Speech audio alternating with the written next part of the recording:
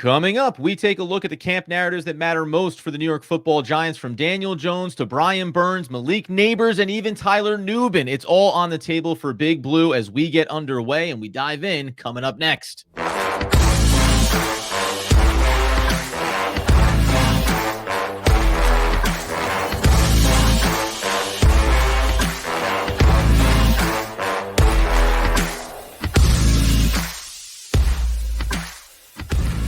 Yes, my friends, it is OGP, the One Giant Podcast, where you know that we are your hosts. Over here, Adam Armbrecht, over there, Andrew Makowitz. We're healthy, we're wealthy, we're wise, and we're setting the table for the narratives to follow as the New York Football Giants, as the NFL works towards the OTAs and training camp. There's a lot of things that matter for Big Blue, and yes, at the forefront of it is at least a conversation about Daniel Jones, because already the buzz, Andy, is going into camp.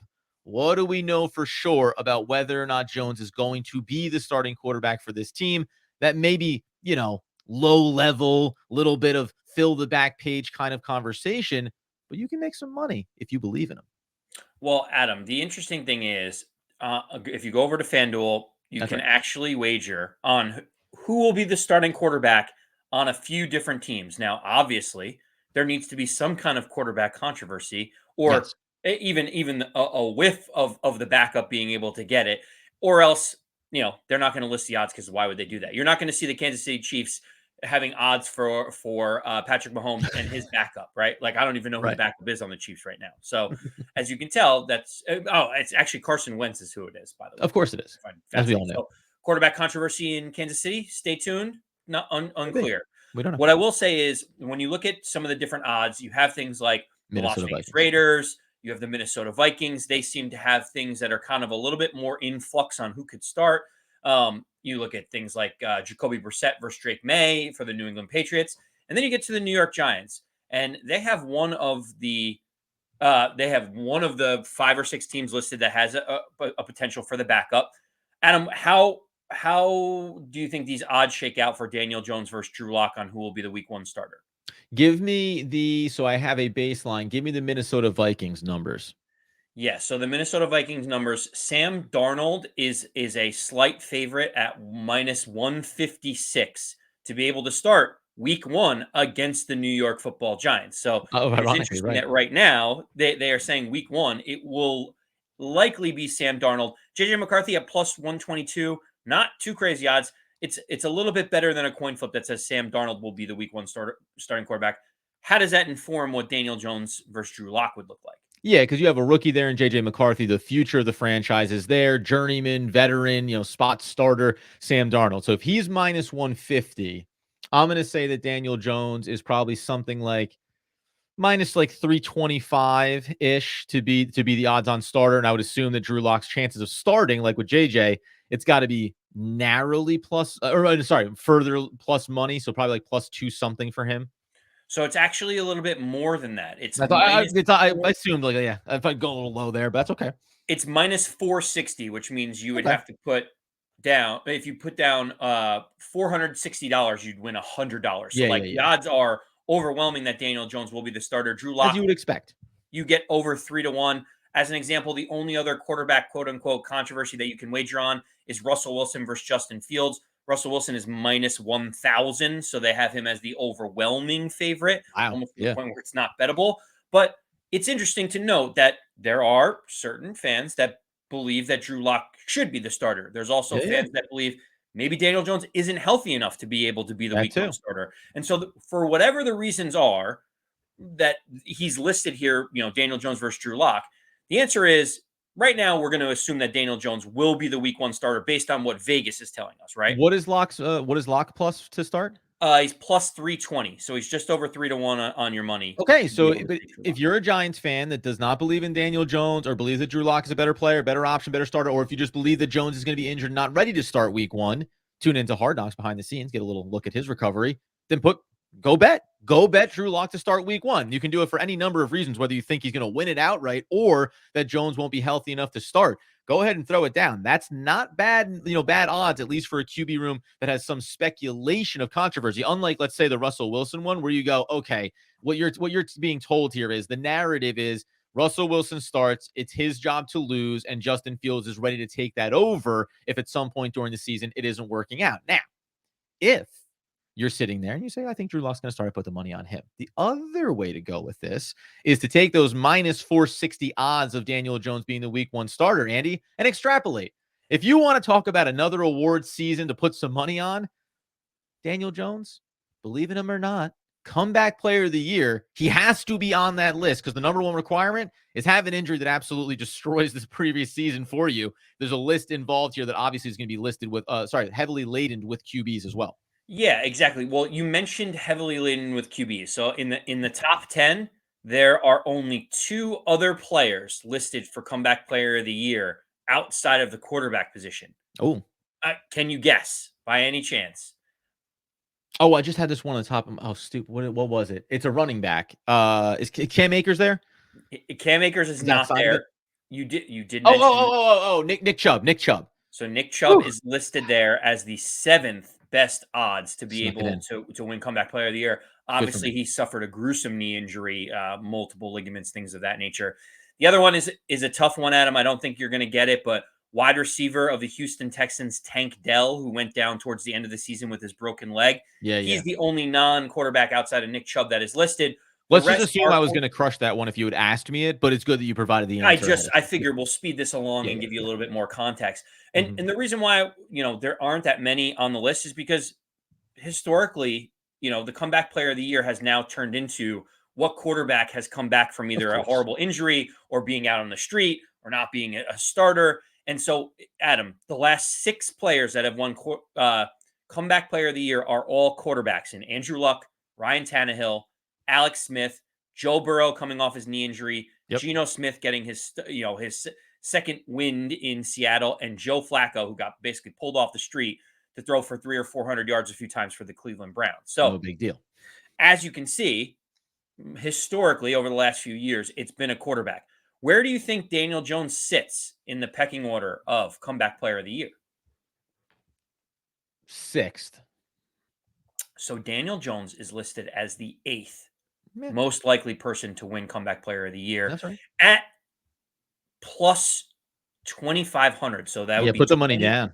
25 to 1 on your money. So the idea is, if you're confident that Daniel Jones will be the week 1 starter because you think he's going to be healthy, he's going to win the job. Right.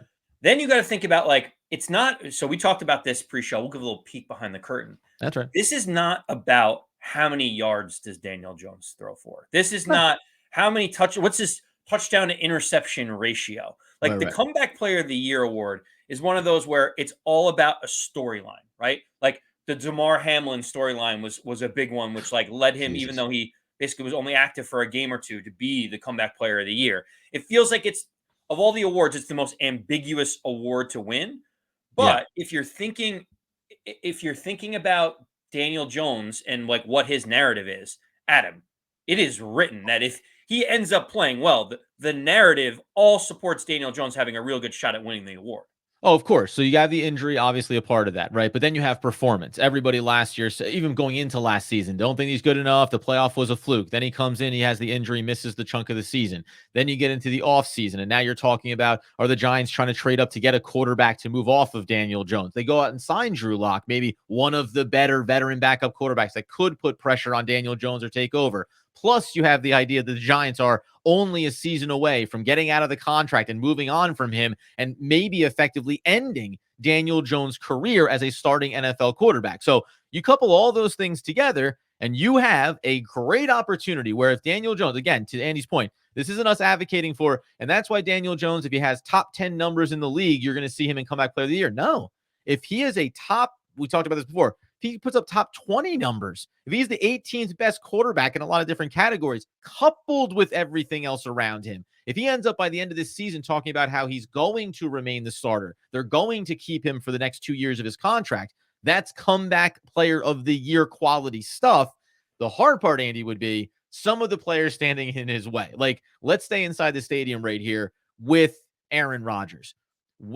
that is everything. 4 plays in last year, he goes down. Tons of expectations for the Jets. You know they have talent on that roster. You know that they expect to be one of those teams in a deep playoff run. Is it as easy as, I mean, listen, the odds are incredibly long for Daniel Jones, so feel free to take the shot on it. But is it as easy as looking at just inside the stadium and be like, hey, Aaron Rodgers is in the mix for comeback player of the year, barring him getting hurt again? All the talent and resume is there to say he's going to put together a award-winning type season. Well, yes. I mean, the issue with Aaron Rodgers is, can he stay healthy? The That's other right. thing is, even when in his last healthy season in Green Bay, they missed the playoffs and he looked like he had regressed a little bit. So, like, Sure. he's got the storyline and the narrative of like tearing the Achilles, bringing the flag out on Monday Night Football. Like, everyone remembers that seared into their brain. So his narrative is already off to the races. And we know that Aaron Rodgers' ceiling is the MVP of the league, right? Like, Yeah. he's won Yes. NFL Yes. MVP before, so you know what good looks like with him. Daniel Jones, what his good looks like was what, top 10 in QBR in the year that they went to the playoffs. But Adam, the reason why the Daniel Jones piece of it is interesting is because when you look at all of those quarterbacks and players that have won comeback player of the year, it's not necessarily the best player in the league. It's not Yeah. offensive player of the Yeah. year. You're looking at Joe Flacco, who came in and played, eight or 9 games for the Cleveland Browns. You look at Geno Smith, he had a very nice season when he reclamated his career in Seattle, but no one thought he was a top 5 quarterback in the league. So, No, an like, idea being he was done. He was effectively done as a quarterback. Yeah. Yeah. Yeah. Alex Smith hurt his leg and then came back, and he was just an okay quarterback. It's not necessarily about playing top 5 at your position. It's about building this storyline and this narrative of like, I came back from adversity and hardship. And the fact that he plays in the New York market, Adam, only can benefit Daniel Jones in this regard. To me, I think you get way better odds on Daniel Jones, obviously at 25-1, than Sure. Aaron Rodgers, which is even money right now to win a comeback player of the year, which I find crazy to think that he's going to be healthy, and that if he is healthy, all the expectations mean that he's going to win the award. Before we move on from this into conversations around offensive and defensive players of the year and why, yes, the New York Football Giants have prime candidates for that award, give me quickly, do you have listed their first linebacker for Steelers, Cole Holcomb?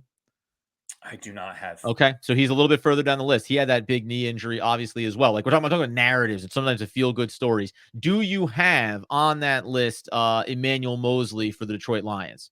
We do not. All right, so there you go. I mean, like, listen, you got to put your money somewhere, and maybe it's J.K. Dobbins for the Baltimore Ravens. Again, he's the kind of player, this is the tragedy of this, and then we'll move on. A player that has had injuries consistently his entire career effectively, that is always kind of shortchanged maybe what he could be. You see these glimpses. It's almost like that takes him out of the award. That takes him out of the award because you're like, yeah, well, you're always injured. Can we really put you in that category or even be confident taking those odds, knowing that you're a guy that maybe is likely in a comeback year opportunity to suffer another injury that prevents you from winning comeback player of the year? Right. It feels like you have to have accomplished something and then faced adversity in order Yes. to win it, as Yep. opposed to being injured every single year of your career and then having a good season. To your point, it's tough. He also plays in for the Chargers, so like he's kind Yeah. of out. The storylines and the narratives won't really fit too well. My opinion, Daniel Jones is an interesting one. There's other ones like, will Joe Burrow play a little bit better? He's listed up there. Kirk Cousins coming off the Achilles is a really Kirk Cousins is fascinating a good one, one. Yeah. knowing the offense in Atlanta. And then Yeah. rounding out the top 5 is Anthony Richardson coming off of his injuries, He'd be and my guy. Yeah. Russell Wilson potentially being a reclamation project in Pittsburgh if he ends up being the starter as He well. does not deserve to win the award. He was with the Broncos. He was playing. The team was bad. He was average or okay. No awards for Russell Wilson. That's my personal opinion there. Let's move on and talk about offensive and defensive players of the year.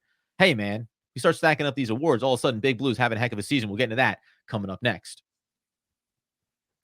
As we roll on the One Giant podcast, we remind you today's episode is brought to you by Pietential, Pietential. That's Pietential.com. It is a free online assessment tool for individual users. It sets a baseline for your well-being, gives you tools to progress over time, and tracks that progress so that you know the improvements that you want to make, the path forward you want to have for yourself is staying on track. We all should be taking a look at ourselves and making sure that we are having a nice, even keel kind of perspective. And that's just not about your personal life. It's also about the New York Football Giants. Pietential, Pietential. Check it out today. And we'll be checking out, Andy, offensive and defensive player of the year odds. I want to start defensive side of the ball because it's the newly acquired Brian Burns. He's in the building, and you better believe that he better be in that Defensive Player of the Year conversation if the New York Football Giants are going to have success this season. Yeah, absolutely. I mean, the amount of draft capital that Joe Schoen gave up, plus the massive contract that Giants signed him to, you expect him to perform at a top 10 defensive type player level. Like, Yeah. that's what the Giants have invested in. And you hope that, he ends up playing alongside Kayvon Thibodeaux and Dexter Lawrence that well to be able to impact it. So you've got your guys that will always be towards the top in terms of Defensive Player of the Year. You have your Myles Garrett, your TJ Watts, Micah Parsons, Nick Bosa, Max Crosby's even up there. And then you get into guys like Aiden Hutchinson and Chris Jones. You start moving down the list. If I asked you where Brian Burns is on the list, where do you think he ends up falling? How deep does the list go? What does it go, like 20 deep? It goes about 100-something people deep. Well, Jesus, I mean, listen, we're getting totally in the weeds about it.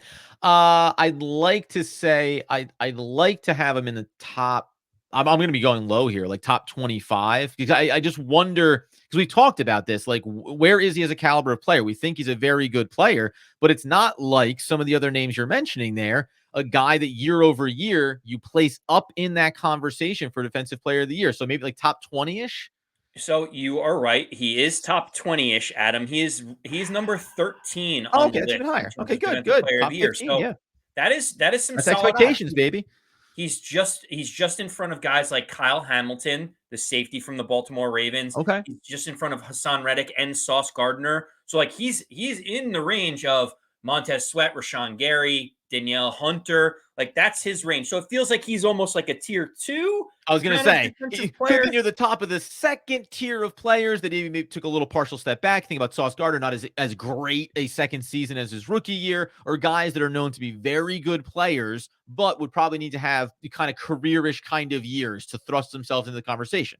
The only non-edge rusher in the top 13 or 14 is Chris Jones, the defensive tackle for the Chiefs. We know he's unbelievable. Him and Dexter Lawrence clog up defensive lines all over the place. But Adam, it's a stats award. You know that you need to be able to accumulate sacks in order to be able to get up there. So the idea is they anticipate Brian Burns being able to obviously get double-digit sacks and make that type of impact for the Giants. Now, I will say, I didn't scroll all the way down through the few hundreds, but I will tell you there is another Giant defensive player on the list. Who is it, and how far down the list do you think it is? I'm not going to say Dexter Lawrence for all the reasons we know. It's a stat-driven award, though I think he should be on the list. I'm sure he's there somewhere, but it might be further down. I'm going to say that, that's interesting. I was going to go a different way. I'm going to say that it has to be Kayvon Thibodeaux. Is it Kayvon Thibodeaux? Yeah. It is Kayvon Thibodeaux. And I'm going to put him, if he's further down the list, how far do you have to go? I'm going to say that he is around 35, maybe a little higher, maybe close to 30. So he is at 23, Adam. Dude, so I'm lowballing across the board here. Let's get bullish. He's around guys like Joey Bosa, Pat Surtain, Jalen Carter, Minkah Fitzpatrick, like guys that are expected to be Pro Bowl, All-Pro type players. Adam, this is why everyone should feel very positive about the New York Giants and their pass rush. You're talking about two edge rushers complementing each other that are both in the top 25 in the Defensive Player of the Year. Not even mentioning Pro Bowl Dexter Lawrence, All-Pro Dexter Lawrence sitting in the middle. Yeah. That is a nucleus that the Giants can build around. And to be honest with you, I think Kayvon Thibodeaux at 75-1 on your money to win Defensive Player of the Year, with Brian Burns at 50-1. I actually think Kayvon has the better opportunity to win this award. I think that you're going to look at it and say, Brian Burns may get more of the attention. He may get more of the doubles. You can't double both of them, right? You probably can only chip one of them as you come off the line with a tight end or someone out there. To me, I feel like this is an opportunity for Kayvon Thibodeaux to feast against whichever side of the ball he kind of wants to go after it at, right? And we already know. I mean, remember, you mentioned Dexter Lawrence and saying, okay, occupying space there, obviously in the middle of the field of defensive front there as well. So you're setting up a potential situation where Kayvon Thibodeaux can thrive. And oh, by the way, as we mentioned before, you go back and you take a look at this past season for him and look at his stats. Now, in a year when Azeez Ojulari was having struggles in terms of his health and everything else, we're going to talk about that, by the way, later in the week. When we think about X factors or most crucial players, will he make that list potentially for the defensive front here? But in 2023, 17 games played. That's always nice, playing in every single one of them. 50 total tackles, 26 solos, 24 assists. The big number is the 11.5 sacks. If you believe that Kayvon Thibodeaux was able to be productive on his own right, along with Dexter Lawrence being there, obviously Leonard Williams for a portion of the season too. Okay. Now, if you add Brian Burns in the mix, added Bobby Okereke, which I think helped that cause a year ago as well, it does feel like one of two things is going to happen here. The NFL is collectively going to say, well, Kayvon Thibodeaux is the rising star, and we'll focus on him. We'll take our chances with Brian Burns, or the reverse. Burns is established. He's been here. He's the new threat. And every time we worry about him, Kayvon Thibodeaux, hopefully going into a big year for himself, is going to say, I got a couple extra moves here. I can actually get that edge a little bit quicker. I can get to the quarterback a little bit faster and be more disruptive. I mean, listen, these are long odds we're talking about, but I don't mind putting a couple bucks down on Tibbs to get that one home. Yeah, I think he's the better play there, knowing that the attention that Brian Burns is going to get, especially with the expectations of that contract. It feels like Kayvon Thibodeaux has the inside track to be able to at least make some noise. I mean, think about it. Get a couple sacks early on, get your feet underneath you, and teams are game planning for Burns. To me, that seems like an interesting one.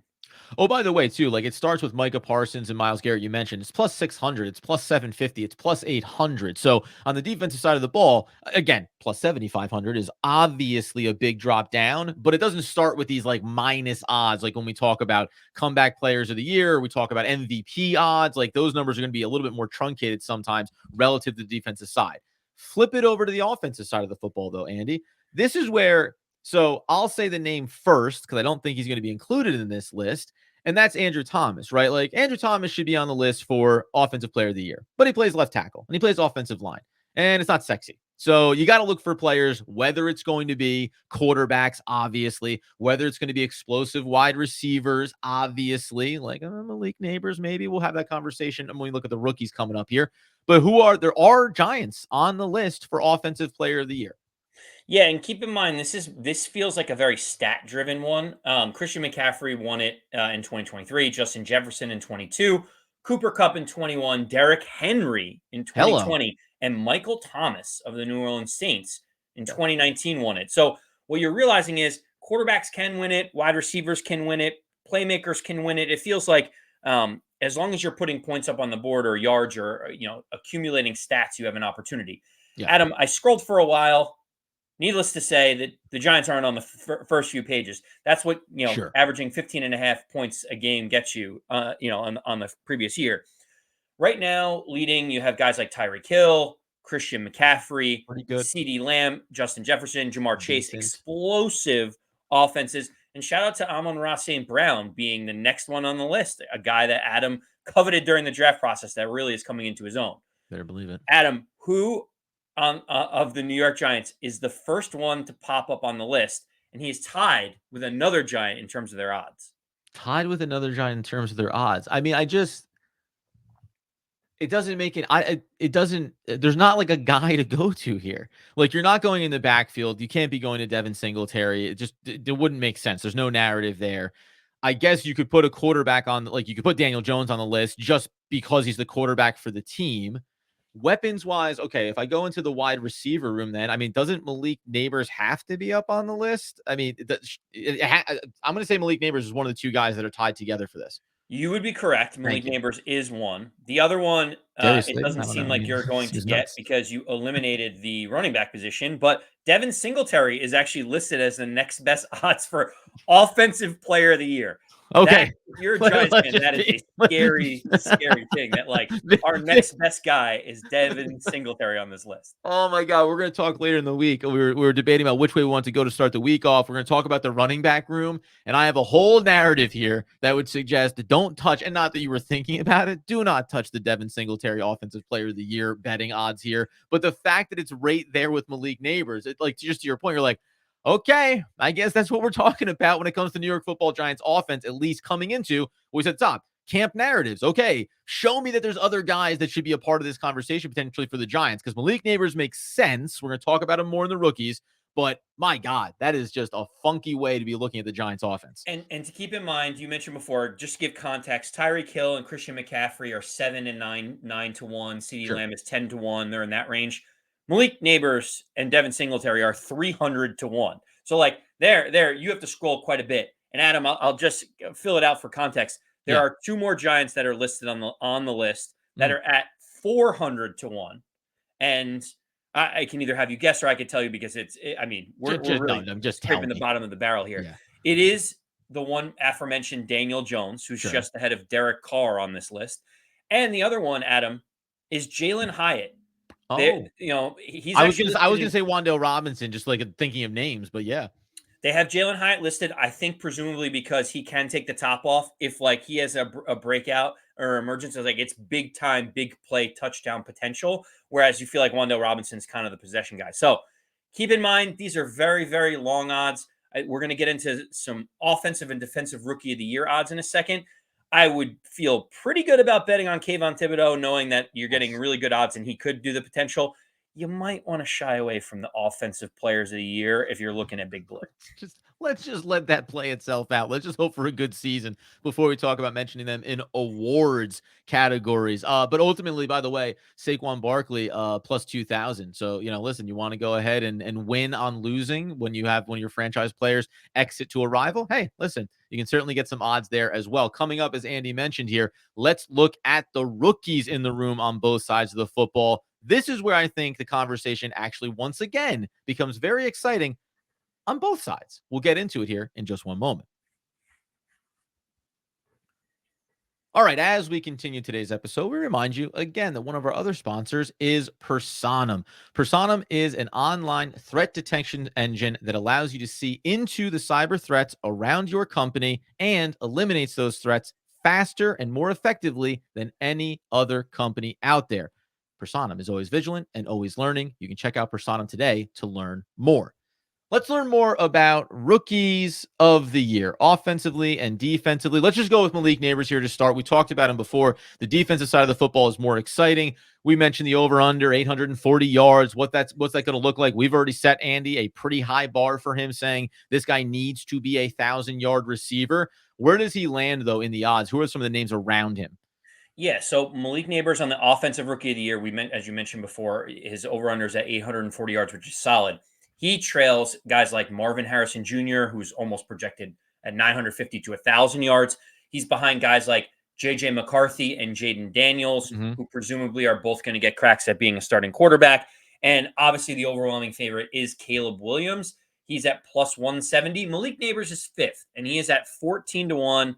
It feels like a really difficult projection for Malik Neighbors. I guess if you squint like a little bit, you could say if this Giants offense is going to pop and if Daniel Jones is going to play better, like it's got to be featuring Malik Neighbors and he has to bring that Odell Beckham explosiveness to the field. But I think you and I both agree that it would be a tall order for Malik Neighbors to win it based on where the Giants are at right now. And it's even more than that. He can have a great year. He can be in the conversation. Him being top 5. I mean, you're basically talking about looking at the draft board and pulling most of those guys in there. Next year, when it's supposed to be allegedly a weak QB class, that's a different conversation. This year, when you have Caleb Williams, when you have Jaden Daniels, third best odds there behind Marvin Harrison Jr., even J.J. McCarthy right now at plus 1,000. He's there in the fourth spot ahead of Malik Neighbors. So, and Drake May is right behind him. When there's quarterbacks, talented young quarterbacks on the list, it just becomes hard offensively, I think, if you're a position player, unless you're going to have an all-time historic rookie campaign for your position. So doesn't matter, though. As long as he stays in those odds, hopefully that number starts to drop because it just means that he's having a really good season for the New York Football Giants. That being the case, defensively, that's where we want to go. It's where we want to live. It's where we want to stay. Because if we think about the New York Football Giants in this secondary, they have two rookies, obviously, in Tyler Nubin and in Drew Phillips. The more sexy or interesting of the two for me is obviously Tyler Nubin, because in theory, he is drafted to immediately walk in and replace Xavier McKinney. So that means we could be having a discussion about a rookie safety playing massive reps and being the starter and maybe arguably one of the leaders of this defense from day one. That's where you need to start if you want to win Defensive Rookie of the Year.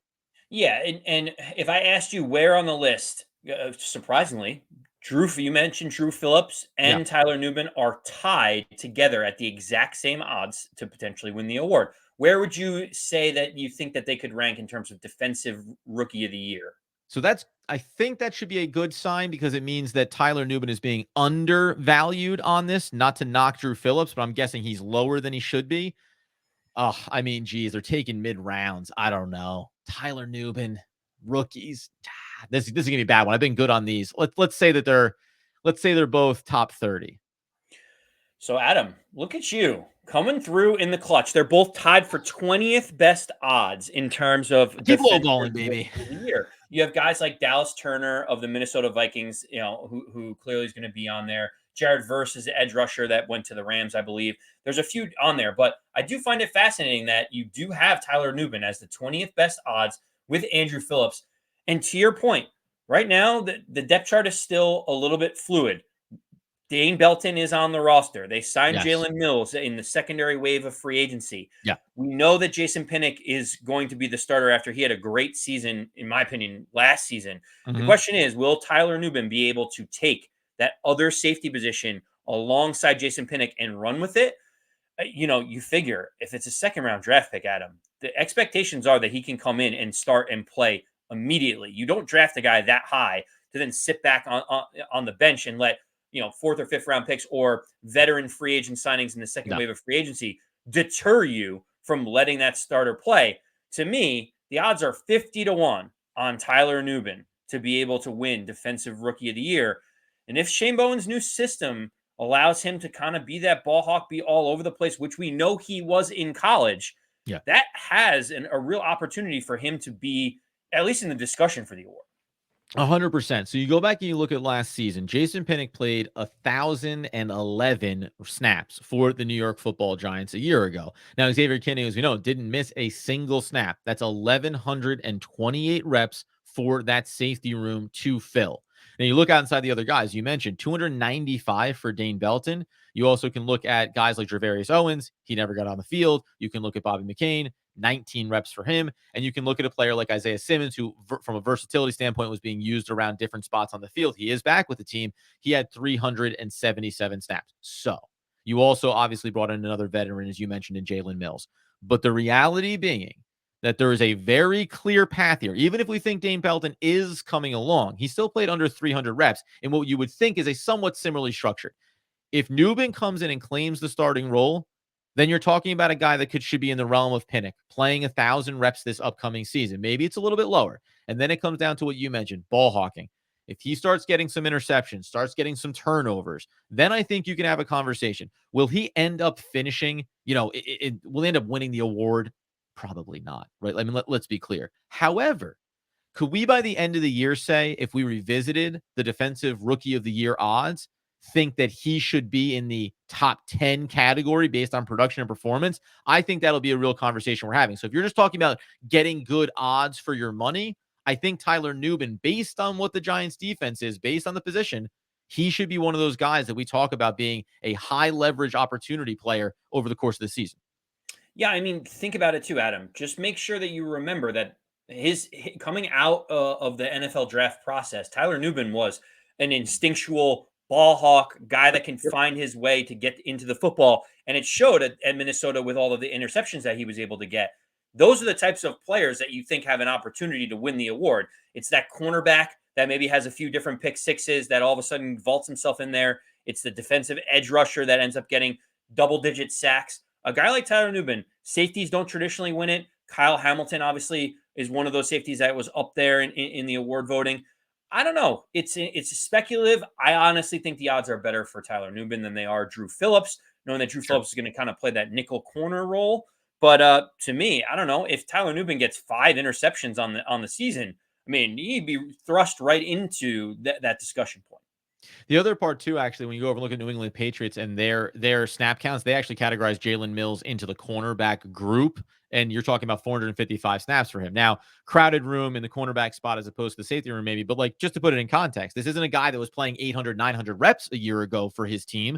He was someone who, again, is a part of the rotation. So if you're thinking about cream rising to the top here, you want Tyler Nubin to be in that position. Maybe the biggest question just becomes, under Shane Bowen, what are we talking about? He likes versatility. It seems like, it's about scheme. So are you positionally in certain spots just going to like different players, whether it's Jalen Mills, whether it is Dane Belton kind of coming up here? But Tyler Nubin, to me, projects to be a guy that should be the all-around safety that the Giants need to plug in there to replace Xavier McKinney.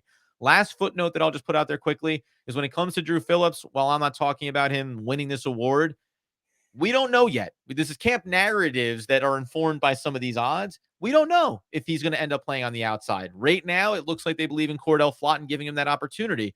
But if Shane Bowen starts to see it unfolding a certain way, if Drew Phillips ends up on the outside, now we're having a different conversation, potentially just about where he could land. I think ultimately, to steal your thunder, Andy, at the end of the day, it's about looking at these odds and just saying, hey, there's rookies, there are offensive players for the Giants that, yeah, they're long odds, but they are players that you believe are going to be productive in their roles for the Giants this season. That's an optimistic view to be able to have here. A year ago, who are we talking about in the wide receiver room that you would take the odds and feel like, hey, this is exciting to watch? You're not taking Darius Slayton for Offensive Player of the Year and thinking it's going to be intriguing over 17 games. Malik Neighbors, that will be fun to watch. Brian Burns, that will be fun to watch. Kayvon Thibodeaux, these things that are going to be interesting to watch, and hopefully camp informs how confident or how fun we think this season can be. Yeah, I think at the end of the day, we both agree that the defensive side of the ball feels like the area where you would say, hey, if things go the right way or one or two things break the Giants' way, like they could have the potential to win the awards. Yeah. You talk about the pass rush becoming better. You talk about Pro Bowl caliber players in Brian Burns and Kayvon Thibodeaux, all pro Dexter Lawrence. If they're getting pressure up front, like who knows what that means for the cornerback room, the safety room in terms of their ability to progress here. I think you and I both agree. Defensive side, new coordinator, new players, exciting for the Giants. It feels kind of like a wait and see approach on offense. But yeah, if you're interested in trying to get some of these odds before the storylines happen in training camp and the odds shrink by about 50%, now is the time to get in on some of these awards. You better believe it, man. As we work our way through this week, we're going to talk about, we already started to mention it, Hard Knocks. What are the narratives to watch for here? What are some things that we'll learn off of that? We'll continue to flesh it out. And then also the running back room. Listen, I'm going to tell you right now, I think Eric Gray might be getting overlooked. I think we're already ready to forget about a player that the Giants clearly targeted and believed in. I'll make my case for him to be a key contributor in that running back room and to stay away from those Devin Singletary Offensive Player of the Year odds for Big Blue. We got that coming up midweek. We'll talk about thinning out that wide receiver room towards the end of the week as well. So setting the table for everything to watch for as we head into the summer for the New York Football Giants. But until then, you get us over on YouTube. You get us over on X at AMAC214, at Adam Arbrecht, and at One Giant Podcast, and on your podcast feeds wherever you get those needs fulfilled. And as Andrew Makowitz would want, need, and nay, demand the people know. As always, let's go Big Blue.